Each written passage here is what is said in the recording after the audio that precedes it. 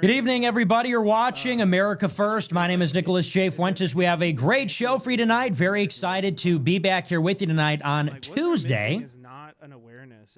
Is it Tuesday? I keep thinking it's Wednesday. We got a lot to talk about tonight, lots to get into. Big show. Our featured story tonight, we're catching up all about the war in Iran. And there's been some major developments. Major progress has been made, allegedly. It seems like there might be a deal that ends the war any day now. At least this is what the negotiators are saying. And we were going to talk about this last night. Weekend was very eventful. Looked like the United States and Israel were going to resume a conflict with Iran as recently as Saturday. There were reports that Israeli fighter jets were flying over northern Iraq, preparing to engage Iran, and we were going to start it all up again. And then at the last hour, it was announced that there is potentially a memorandum of understanding or an Iran deal that will end the war for 30 to 60 days. Now, there's been some new developments in just the past 24 hours. The United States bombed the coast of Iran, which we are claiming was a defensive action. So we are apparently so close to a deal. We have agreed on some major concessions on both sides. And then yesterday, there is apparently another all-out attack on Iran's southern coast. We're claiming it was a defensive, offensive operation. We bombed them defensively, which doesn't really make sense. But they say this was in response to Iranian actions against U.S. vessels in the Strait of Hormuz. Now, Iran says that they will be retaliating against that defensive action. In response to this, Marco Rubio says that there is a deal in the works, but it's going to take a little bit more time now because we have to wait for all this to settle. So we're going to talk all tonight about these developments. We'll talk about what's been going on for the past 4 or 5 days. And the biggest thing is we're going to talk about what breakthrough has been made in diplomacy, because like we've discussed for the past 80 days, 90 days, and really for the past couple years, is that the central impasse at the center of all of this is over Iran's nuclear program. Neither side is willing to come down from their red line on this, as we've discussed repeatedly. The United States must insist on zero nuclear enrichment for Iran. Iran insists that enrichment is equivalent to their sovereignty. They would sooner give up control over their country than they would their right to enrich. Let us look at the absolute absurdity of what is happening on the Iranian coast right now. The establishment media and the administration are trying to sell us a narrative that we are on the verge of a historic breakthrough, a temporary ceasefire deal that is supposedly imminent. Yet, at the exact same hour, the U.S. military is launching strikes against Iranian positions, calling it a defensive offensive operation. How do you defensively board another nation's southern coast? It defies basic logic. What we are actually witnessing is a desperate act of brinkmanship. The administration is trying to bluff its way into a position of strength because they know, deep down, that we have run out of viable military options. Iran holds the cards with the Strait of Hormuz, and these sporadic airstrikes are not a sign of American dominance. They are the erratic gasps of a failing strategy. You cannot bond a country into a diplomatic surrender when they have already realized you are unwilling to go all the way. It is a dangerous game of smoke and mirrors, and the American public is being kept in the dark about our strategic retreat. And so this has been the intractable difference at the center of negotiations for as long as we have been negotiating with Iran, even going back to 2015 with the JCPOA. And so it seems that there might be some movement on a couple of key issues here, specifically as it pertains to their already existing stockpile of highly enriched uranium and what we are willing to let them do with it and what they are willing to do with it, as well as now, since the start of this conflict, how the Strait of Hormuz will be governed after the war. And that has become another defining issue in diplomacy. So we're going to talk specifically about those things. We'll talk about the architecture of this deal, what it might look like, how it's going to happen, and we're going to talk about the prospect of whether it will happen at all. Because, of course, goes without saying, the wild card in the entire equation is Israel. This is like the most impossible deal. You have two countries that do not trust each other. In particular, two leaders, two regimes that hate each other and want to kill each other. There's no rapport. There's no trust. They don't like each other. These are very tricky issues. And even if there is some miraculous way to thread the needle, and we get Iran on board, and we bluff, and we use brinksmanship, and we beg, and we do everything in our arsenal, every menu item at our disposal to get them to the table, Israel still might blow up the whole thing. And they've done it before, and they can, and I think I know exactly how they're going to do it. As a matter of fact, we sort of already have an idea about that, and it has everything to do with the conflict in Lebanon. So we're going to talk about that. That's going to be the bulk of the show. We're going to get into all of it. We were supposed to cover this last night, but this is a huge subject, and I want to get into every aspect of it. So we're going to spend some time on it. We're also going to talk tonight about the Texas Senate primary, actually a white pill. The Republican primary for the Texas Senate seat was determined today. It was a race between John Cornyn and Ken Paxton, the previous Attorney General of Texas. And for those that follow Texas politics, this is a very serious battle. It's a major bellwether about the direction of the party. John Cornyn, the Texas senator, is a very senior member of the U.S. Senate, and he's about as rhino as it gets. He is one of these holdovers from the previous generation of Republican senators and congressmen, and he probably ranks among the absolute worst in the Senate on the Republican side. Frequently votes against Trump on the good things he tries to get done, is not an immigration patriot, among other things. He is objectively one of the least America First members of the Republican Party in the Senate. Ken Paxton, on the other hand, is grassroots, America First, very strong immigration restrictionist. And I have to say, I was pleasantly surprised, I think a lot of people were, when just a few weeks ago, President Trump came out and endorsed Ken Paxton. People didn't really know what side he was going to come down on, and ultimately he made the right call. And it seems like maybe that endorsement pushed Paxton over the edge, and he won tonight. Now, it's an open-ended question whether he will win the general. It's expected to be very competitive, but finally some good news. I think overall reflects a positive direction for the Republican Party, especially in a state like Texas. So if we have time, we'll get into that. I don't have too much to say about it other than that's the candidate that we like. That's the outcome we wanted. And so I can, try and make up some stuff about it, but, we're happy. We're happy with the outcome. Enough said. So if we have time, we'll get into that. But that's going to be our news for the night. Before we get into it, I want to remind you to smash the follow button, smash the like button, leave a comment. Let me know what you think about the show. Remember to check out our merch store at Fuentes.store. We have our brand new spring and summer collection, the brand new hat, brand new quarter zip, hoodies, sweatshirts, all that stuff, this quarter zip. And the reason I'm not wearing a suit this week, I was supposed to take all my stuff to the dry cleaner this weekend, so I stuffed it all in a bag, I took all my suits and all my shirts and just stuffed them in this bag. But then I didn't drop it off because I just kept waking up too late. So then I had to bring it today. So it's not going to be ready until tomorrow. So I literally have nothing to wear. I was like, I was getting ready for the show yesterday and I was like, damn it, I don't have a single shirt. So we got to go casual. It's a casual week. You ever have weeks like that? I was busy all weekend. I wasn't able to take it in. Now the shit's all wrinkled. Hinckley stopped responding. Whatever. It's one of those. It's one of those weeks. So tonight we're wearing the quarter zip again.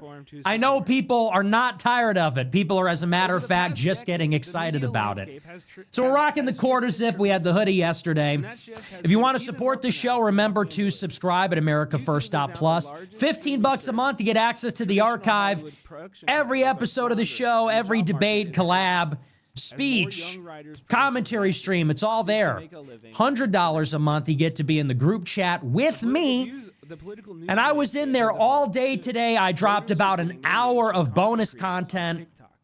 And we're at a time of war, okay? There's a war going on out there. And you're going to need to take a side. There is a Groyper war going on out there. I don't know if you've noticed, but it is a true rebellion on all fronts. I don't know what the fuck is going on. I don't know why everybody has a big problem all of a sudden. I don't know what I did to deserve this. But all of a sudden, everybody's got beef. Everybody's got something to say. And so yesterday, I just went off. I said, you know what? I think you should have to disclose. No more unity. We tried that. I tried being nice. No more Mr. Nice Guy. You're getting paid by a campaign. And in the group chat, I am really going off. I'm letting you guys in on all the inside baseball. We're getting into the weeds. We're getting into the details. So I did about another extra bonus hour of content this morning just for the group chat. They loved it. It's great stuff, very insightful. So if you want to see that, check it out, AmericaFirst.plus. With that, we're going to move on. We're going to dive into the show. And yeah, it's been a pretty slow day, pretty slow weekend other than all these feuds. I don't know if you saw it today, but I had to ratio like 3 different people. It was on site. I ratioed Hassan Piker, bang. I ratioed Jew Kazarian, bang. I ratioed Sneako's top guy, bang. One after the other, line them up, bang, bang. Hassan Piker called me out. He said, oh, the Trump administration's going after me, an Israel critic, and you're in favor of it. At the heart of this entire geopolitical crisis lies an intractable difference that no amount of diplomatic double talk can easily resolve. On one side, the United States is demanding total capitulation, zero nuclear enrichment, and the complete forfeiture of Iran's existing uranium stockpile. On the other side, Iran views nuclear enrichment not as a bargaining chip, but as the very definition of their national sovereignty. They would sooner yield control of their government than surrender their right to enrich. The exact same standoff is happening over the Strait of Hormuz. Washington insists on freedom of navigation, which is just code for us dominated control. Meanwhile, Iran is asserting its geographic reality, demanding formal recognition of its jurisdiction and the right to levy tolls on shipping. Why would Iran give up these 2 ultimate deterrents? They know that if they disarm and reopen the strait unconditionally, they leave themselves completely vulnerable to the next inevitable wave of regime change attempts. We are asking them to sign their own death warrant, and they simply are not foolish enough to do it. And I want to say to these people, anybody, by the way, that thinks Hassan Piker is a victim because the DOJ is coming after him over his ties to Cuba, do not forget that the left wing was the architect of all censorship. Did everybody just forget that? Hassan Piker is getting crushed under the boot of the Trump administration. It's about fucking time. Isn't that the perk of getting your party in office, is they send everybody else to jail? Isn't that how it goes now? Those are the rules. And I see people saying, well, I don't agree with Hassan, but I don't think the government should come after him. It's like, where was the left when we were being censored, debanked, deplatformed, shot in the head? People show up at your house with a gun. Oh yeah, they created that situation. They made that happen. Not only did they not protest that or oppose it publicly, privately, in a meaningful way, they were responsible for it. It's like you all forgot. You switched up. You guys switched up. And look, I'm going to say something. And, you know, maybe it's not going to win me any additional allies. Gideon's army, I don't care. Leave. 300, that's all I need. But all these people with the Ukraine flag in the bio, people are getting a little carried away with this kind of left-wing LARP. Listen, I want the Democrats with the tidal blue wave to wash away the Trump administration and all the Israel First Jews that are benefiting from it. Absolutely. However, do not kid yourself for 1 second and think that Zohran Mamdani and Hassan Piker and AOC are on our side. Unless you forgot there's a white genocide going on and they want this to happen. I saw that picture of Hassan Piker today from back in January. He's in Minneapolis with that Somalian who is running for mayor. Minneapolis is like the ethno-state. It got invaded by Somalians. They started stealing everything that wasn't bolted down, killing everybody. Trump and Reich made this big performance of deporting them, and you have all these left-wing people rioting to prevent this from happening. And you think these are our allies? Make no mistake about it. If they get real power, and by that I mean executive power, they get the presidency in 2028, they will use it against the right wing. They will not discriminate. They're not going to discriminate against who's a performative male and who isn't, who's drinking matcha and who isn't, who criticized Trump and who didn't. And I know that. I'm not criticizing Trump to curry favor with the left. I'm criticizing Trump because he's sucking all the oxygen out of the room for a genuine dissident right, vanguardist movement to take power. But don't kid yourself and think that we're on the team with these Democrats.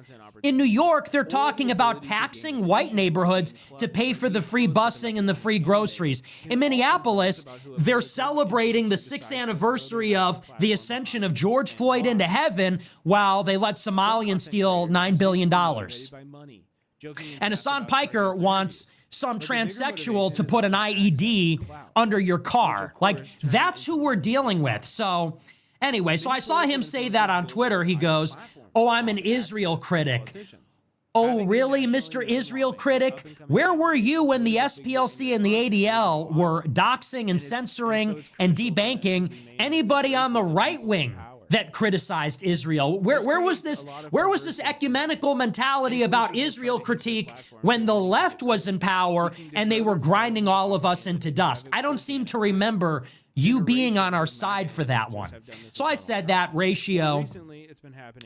And then Dan Bilzerian, who I will now call Jew Kazarian, Dan Bilzerian, aka Jew.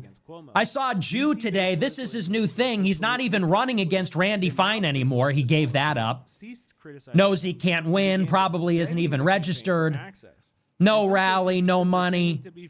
Now he's just going to talk trash about me every day. He puts out a clip and says, "Professor Zhang, the Chinese communist, thinks Nick is a Fed." I'm like, how's the campaign, buddy? So that was another one. But this is, something's up. Something is disturbed in the astral realm. Like, Candace, we got to bring Candace in. We got to get Charlie on the line. Candace, get Charlie on the line. Something is going on. Something is going on in the astral realm. It feels like a spiritual attack. Sneeko is a Muslim who worships the cube. Jew Kazarian is some nihilist, degenerate, satanic filth. Hassan Piker is communist filth. These are satanic people waging a spiritual attack on, on this lovable human being, like on this lovable, big-hearted guy with the world in his eyes. And it just feels like something's off, like the vibes are off. So we got to get Candace. Candace, get Charlie on the line. What's going on? Just 1 minute, Charlie. We got to get somebody with the ESP. We got to get somebody that is making the lights flicker. We got to bring in the reinforcements because it's not happening in the natural plane. Something is happening. It's not happening in the material plane. It's happening somewhere else. It's happening in, remember that movie Jonah Hex when they're in that like dream sequence? It's happening elsewhere. It's a dream within a dream. I do feel like that though, genuinely, because lately it feels like everybody's switching up. Everybody is coming to attack me. You had that like crusade against me 2 weeks ago. Amy Dangerslut has been missing in action for 2 weeks. Check the middle schools. Check the... Even if, by some miracle of diplomatic engineering, the United States and Iran managed to agree on a temporary framework, there is a massive wildcard that everyone is ignoring. Israel.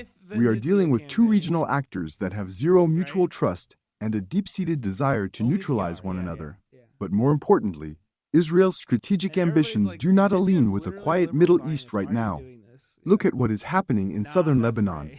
Israel is conducting an incredibly aggressive campaign against Hezbollah, displacing millions of people and seeking to permanently reshape its northern border. For Iran, protecting Hezbollah is a red line. They will not accept a peaceful resolution in the Persian Gulf, while their primary regional ally is being dismantled on the Mediterranean. Israel has shown time and again that they are fully prepared to disrupt us, led diplomatic efforts. If those efforts do not serve their immediate security paradigm, this isn't just a bilateral negotiation. It's a multi-front regional war where Washington is letting its allies dictate the terms of American involvement. You see that? By the way, you know what's funny? I'll just say this and then I'll move on. I'm just talking about our situation. She texted me the other day. Get a load of this. So 2 weeks ago, they launched this all-out attack on your guy. Wake up, good morning, time for the all-out attack on your life. Awesome. She led the charge with that America First United conference, and then it was Casey Push, who's hospitalized. It was Jew Kazarian, exposed for being a Jew, etc. The whole thing falls apart immediately. She texts me like last week, and she goes, I know you never answer my texts, but I never meant for this to get out of control, and I didn't mean for it to go this far, and if you want to talk, let me know. I want to say, really? It's a little late for that. Don't you think? It's a little late in the game for an apology. Little late in the game. Oh, now they want to talk on the phone. Oh, interesting. Oh, that's really interesting. Now wow, so cute, so interesting. And she's been missing in action for 2 weeks. No tweets, no nothing. What happened to our America First United? What happened to our campaign against Randy Fine? We're going to do something. Not off to a great start, I guess. We are trying to be realistic and policy-driven when we're talking. So they woke me up. Bad vibes I get from her. She has done good things. I'm out of my coma and we're back, and it's a Groyper war. All it took was 1 day to set everybody straight. I think now everybody gets the program. Anyway, so that's just a little update on our Groyper war. By the way, I want all the Groypers to show up on Twitter. I am calling upon you. If you're with me, if you stand with me, I need you on Twitter. I need the Groypers. We need backup. Because we are in a war against everybody right now, and I need my niggas. I got to be rolling 28 million deep. Because we're making about 500 million enemies lately. But anyway, we are going to move on. We're going to get into our featured story, our news, which is all about the war in Iran. And it's been a pretty dynamic situation. Honestly, I was a little bit surprised at the developments from this weekend. Last time we discussed the war, I believe it was last week. And where we left off is that there was this deal in the works. And Trump administration has been telling us that we are negotiating with Iran. We are considering their peace proposal. There's been this back and forth between Tehran and Washington through Pakistan and Qatar on what is supposed to be a framework agreement for a temporary ceasefire. And so when we reviewed the timeline last Thursday, we talked about how the United States submits a proposal, and what we say is we're going to end our blockade over the strait. Iran will open the strait. We might defer the nuclear issue to a later day, and we're going to bring an end to all the fighting in the Middle East. Iran comes back with their response, and Iran says, not good enough. Iran says we want reparations. We want an end to the fighting in Lebanon. We want U.S. forces out of the region. We're not talking about nuclear. And this has been the general state of the play for really the past 2 months. And I would summarize it as follows. The United States, it is imperative for us in this negotiation to achieve 2 things. We need 1, freedom of navigation in the Strait of Hormuz. And note what I mean by that. You're hearing this phrase thrown around a lot, we need to open the strait. But that is a bit deceptive. That's not actually specific enough. Currently, Iran has closed the strait because they're threatening to attack any unauthorized shipping that goes through the strait with drones and missiles. And so as such, none of these commercial ships are insured, and none of them want to take the perilous journey. It's a very narrow choke point that you basically have a 100% chance of being targeted and struck by a projectile. So they have shut down all the commercial shipping going through. The strait is effectively closed.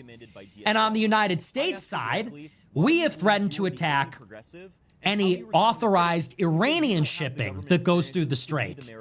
So Iran has about a half dozen ports in the Persian Gulf, which they use for their own bilateral trade, all kinds of commercial activity.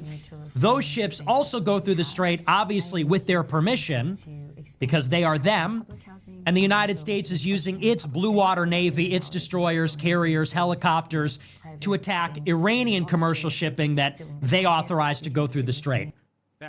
Now, when Washington says, we want to open the strait, this can actually mean a couple of different things. Iran has actually agreed to open the strait, but Iran wants to maintain control over it. So Iran will have it open, but all shipping will need their permission to go through, and Iran would like to collect a toll on every ship, which is about $1 per barrel of oil, which is $2 million per ship. So Iran is telling us, look, we'll open the strait, no problem, but it's ours. We will open the strait. It's under our control forever. We want legal, formal recognition that that is our territory. And as such, because it is subject to our jurisdiction, we will authorize all commercial activity and we will make money off of it. Washington is insisting on something else. They are saying we want freedom of navigation, meaning you don't own it and you cannot charge a toll. Commercial shipping will resume in the way that it was going through the strait before the conflict started. So that's number one. This is what Washington insists on. Number two, Washington needs some commitment from Iran on their nuclear program. Now remember, the two big things that the United States is looking for is, one, they need Iran to commit to zero enrichment. No centrifuges, no enrichment, not at low levels, and even if there are restrictions on enrichment, they eventually want Iran to phase it out completely. So they don't want Iran to even have the capability to enrich any more uranium. Number two, Iran already has a 900-pound stockpile of highly enriched uranium, which would not take long to further enrich to weapons grade, which they could use in a nuclear bomb. So the United States, on top of stopping their enrichment capability, we want them to forfeit or turn over their existing stockpile. Now, in this negotiation, they have said, the United States has said, that Iran does not necessarily need to give up the enrichment right away, or even necessarily turn over the highly enriched uranium right away. We're looking for a commitment that they will do something like this. Let us turn our attention to some genuine good news closer to home, the Republican primary for the Texas Senate seat. The victory of Ken Paxton over John Cornyn is a monumental bellwether for the future of the conservative movement. John Cornyn represents the absolute worst of the old guard, establishment Gopgi, classic Reno, who has repeatedly stood in the way of the America First agenda, particularly when it comes to immigration and border security. Ken Paxton, on the other hand, represents the grassroots, uncompromising populist wing of the party. President Trump's endorsement of Paxton proved to be the decisive factor, pushing him over the finish line in a highly watched race. This victory shows that the grassroots are no longer willing to tolerate establishment holdovers who pay lip service to conservative values while voting with globalists in Washington. While the general election in Texas is bound to be highly competitive, this primary outcome is a clear signal. The old Republican Party is fading, and a genuine immigration restrictionist vanguard is taking its place. This is the U.S. position. On the Iranian side, they are insisting on the opposite on both of those things. Iran says that we are not negotiating on enrichment. We're not giving up our stockpile. The strait is ours. We're going to charge money. But it goes further. Iran has additional demands on top of this. For Iran to accept a ceasefire, they need a truce in Lebanon. Currently, Israel is carrying out a very aggressive campaign against Hezbollah in southern Lebanon. They've displaced millions of people, killed thousands. And so Iran is seeking a truce between Israel and Lebanon to prevent Israel from invading that country and then potentially annexing territory. So Iran will not accept a ceasefire with the United States unless the United States can compel Israel to make a ceasefire with Hezbollah in Lebanon.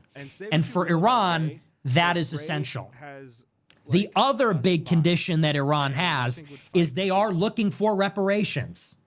And they have said repeatedly, they will collect the reparations in some form. Either they expect a payment from the United States, or they would like to recoup the damages by collecting a toll on the strait, or they want their money unfrozen and sanctions lifted that had been previously frozen under the U.S.-led sanctions regime.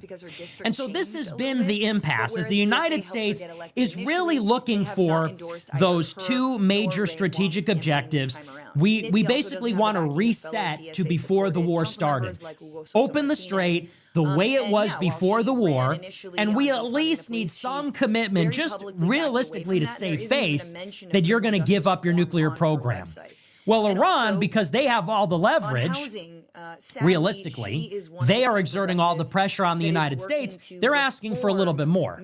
They're refusing these demands, and they want a ransom, and they want, realistically, to bolster their other allies in Lebanon, which is not, strictly speaking, part of the Iran equation. The United States entered this conflict to try to degrade Iran's missiles, and last year entered in with Midnight Hammer to destroy Iran's nuclear facilities. The Israel-Lebanon conflict has really been going on for about 40 or 50 years. And so for Iran to couple that or bundle that with a deal that ends the war over the Persian Gulf, they're actually just trying to get as much as possible here. So this was the state of the play for the past few weeks, and this is why I said for a long time there's really going to be no deal.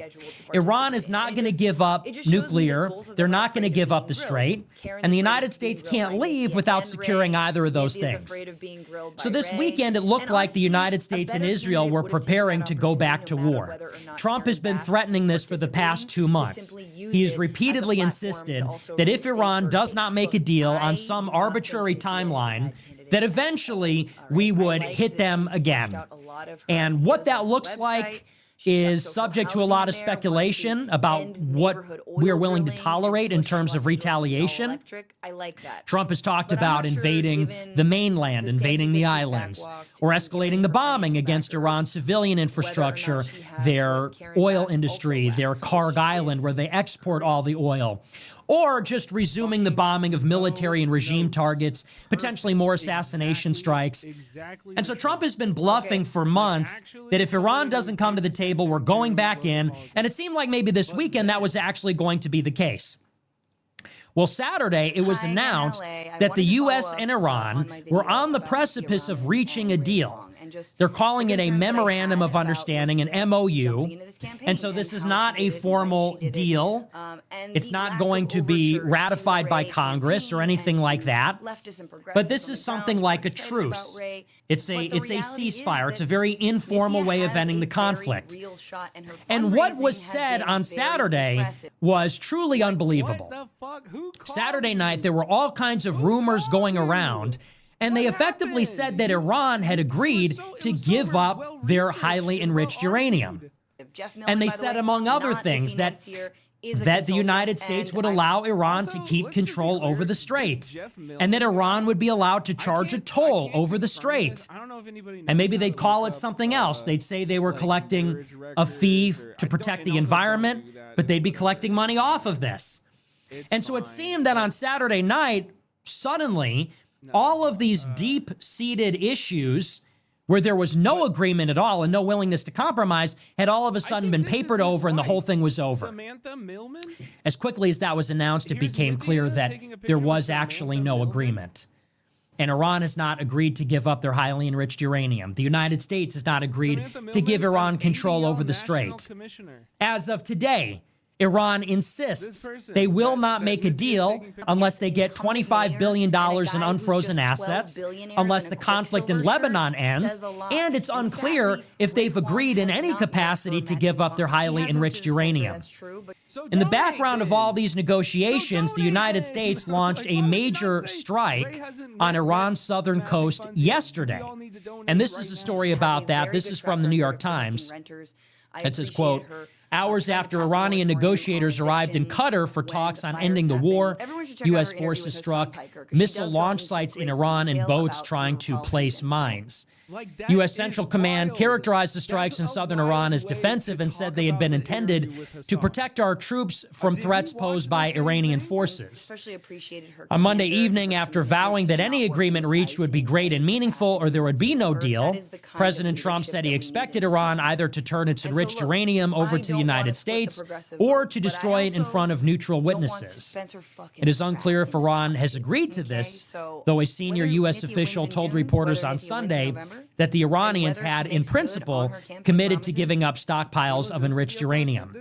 On Monday, Esmail Bagay, the Iranian Foreign Ministry spokesman, said Iran was not discussing details of its nuclear program. So again, you get this aspect of things where on Saturday, the U.S. says they agreed to give it up. And then on Monday, we say, well, they agreed to let the IAEA come in and oversee the dilution of their stockpile.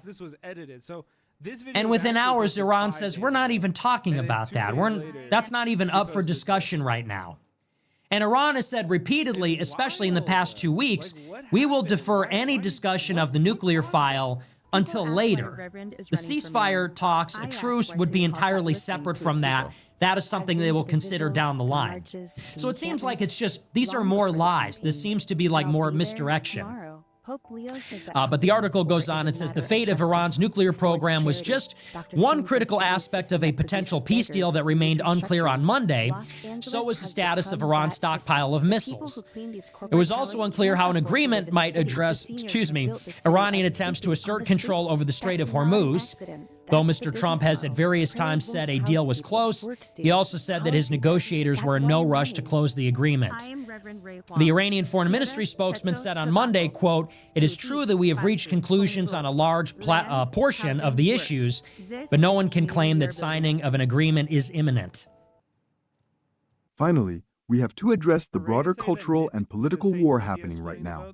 It feels like a coordinated attack on all fronts, with everyone from left-wing commentators to degenerate internet personalities lining up to take shots at our movement. Look at Hassan Piker crying about government overreach and censorship now that the DOE is investigating his ties. Where was his passion for free speech when the left was weaponizing the ADL and financial institutions to systematically deplatform and debank everyday conservatives? They pioneered the rules they are now complaining about. And then we have figures like Dan Bilzerian throwing baseless accusations because their own political ambitions fell completely flat. These people are not genuine dissidents. They are performative actors and gatekeepers.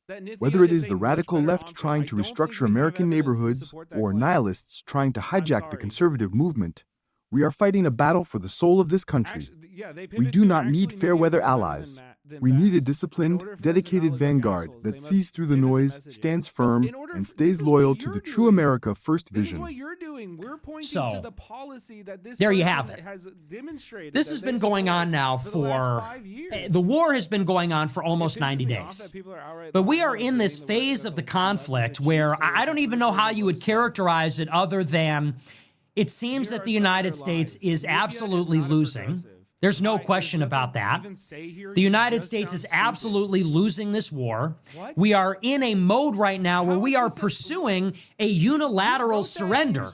We are begging Iran to make peace. We are begging Iran to open up the strait. We are making threats that we know are ineffectual, that we know we probably can't even follow through on. And even if we did, they wouldn't change Iran's behavior. They would not even win the war for us. So we truly seem to be in a position where we have no leverage. We have none of the cards. We have no military options. There is nothing we can do to compel Iran to negotiate. There is nothing we can do that prevents Iran from closing the strait. Nothing we can do to destabilize or to undermine the regime.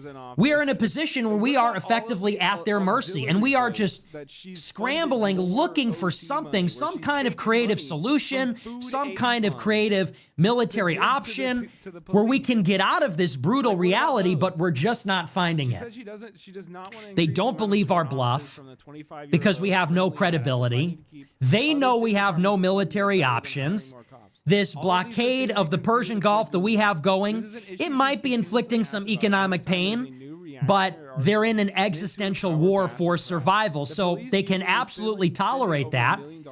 Meanwhile, the global economy is still suffering from this energy shock, which is ongoing. So this is an unequivocal strategic defeat for the United States, and it seems like now the retreat is just happening in slow motion. There is obviously this very strong desire for a withdrawal. The United States wants this to be over, but they cannot make it happen without losing face. And that is something maybe they haven't accepted yet. So it's just happening slowly over time. And the reason I say this is because every one of these developments follows the exact same pattern, which is we hear a statement from the president in the press pool or the West Wing or the Oval Office, and they will say something like, Iran wants to make a deal more than anyone knows. We are negotiating with Iran. We are in late stages of a deal. A deal is imminent. They have agreed to all of these things in principle or in spirit. This is always how it starts. How many times have we heard that in the past 60 days? I think we've heard it no fewer than 10 times. We get one of these press gaggles where Trump says those words, they want a deal more than anyone knows. They're begging us for an extension so that a deal might possibly happen. They have made concessions on key issues. He doesn't use those words, but that is what is planted in the press. And then inevitably what follows is the Iranian response, which is they will come back and they will continue to say, as they have since the beginning, these are our terms. Take them or leave them. We're going to control the strait. We're not giving up our nuclear program. We're not giving up our missiles. We're not giving up our proxies. We want money and we want you out of here.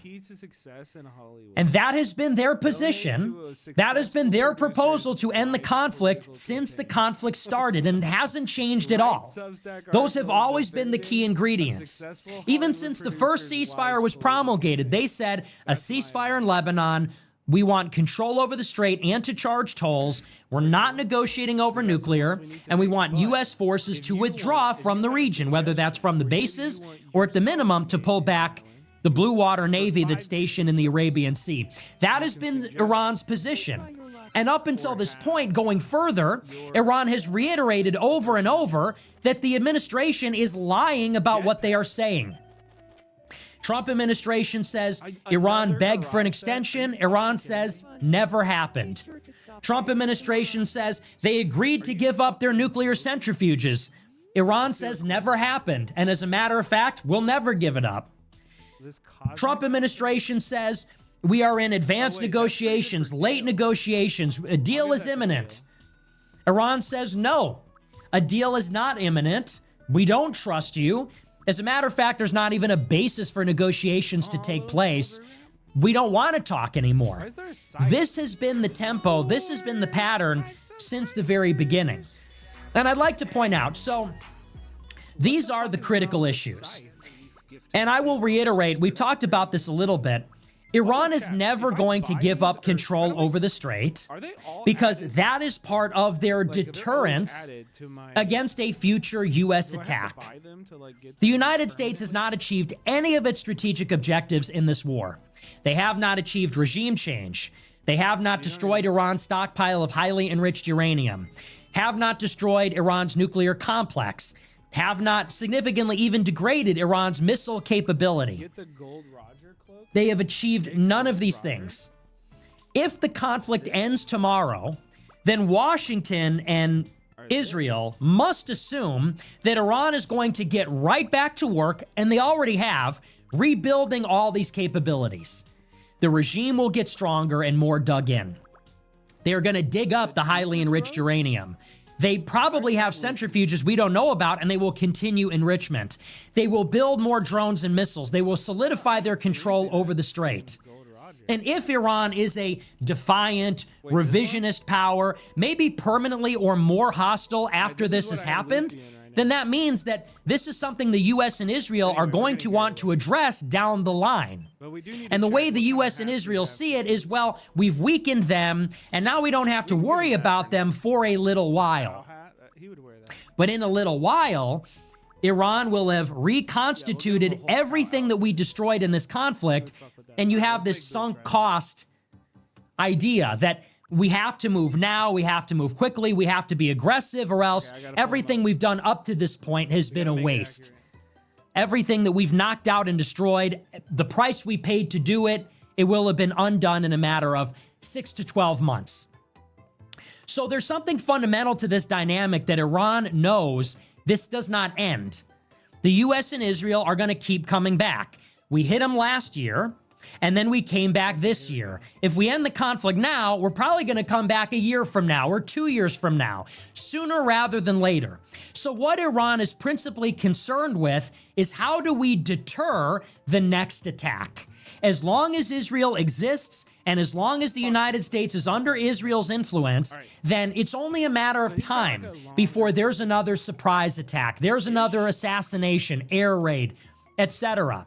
So they are principally concerned with imposing such a high cost on a future operation that it would be politically impossible for the United States to return.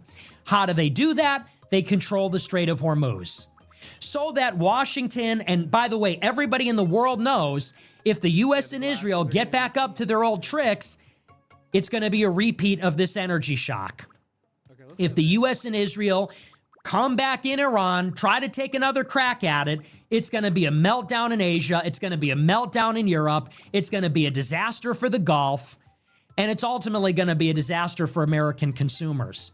This is why Iran needs control over the strait. They needed to deter a future attack. And the same goes for their nuclear program. Ultimately, the reason they have fought and sacrificed so much to maintain this nuclear threshold status is because that is their ultimate hedge against a U.S. or Israel attack. What prevents a ground invasion? What prevents even a nuclear strike by Israel or the United States against Iran? It is the possibility that on some timeline, if we cannot invade, if we cannot destroy their stockpile that they have, Iran can make a nuke, they have parity with us, and then they can annihilate Israel or the United States. So they're never giving up that either, because that is also part of their deterrent capability. So we are asking them to do something, give up their nukes, give up the strait, that basically guarantees they will be vulnerable to a future attack, which most likely will be another attempt at regime change. That is why they're never going to do it. Let us talk about the brutal reality of the American empire's decline that the media refuses to address. For decades, Washington has operated under the assumption that we can dictate terms to any nation through economic sanctions and military threats. But in this conflict with Iran, we are witnessing an unequivocal strategic defeat. The United States is caught in a classic sunk cost fallacy. We have spent billions of dollars on military deployments and previous strike operations, yet we have achieved absolutely none of our core objectives. The Iranian regime is not destabilized. Their missile capabilities remain largely intact, and they still hold a tight grip on the world's most critical energy choke point. Meanwhile, the global economy is reeling from an ongoing energy shock, and it is the American consumer who pays the ultimate price at the gas pump and in inflation. We are currently begging for a face-saving exit, but our adversaries know we have no real leverage left to play. This war proves that the era of unilateral global hegemony is over. It is time to stop sacrificing American prosperity for globalist adventures that only leave our nation weaker, poorer, and more vulnerable.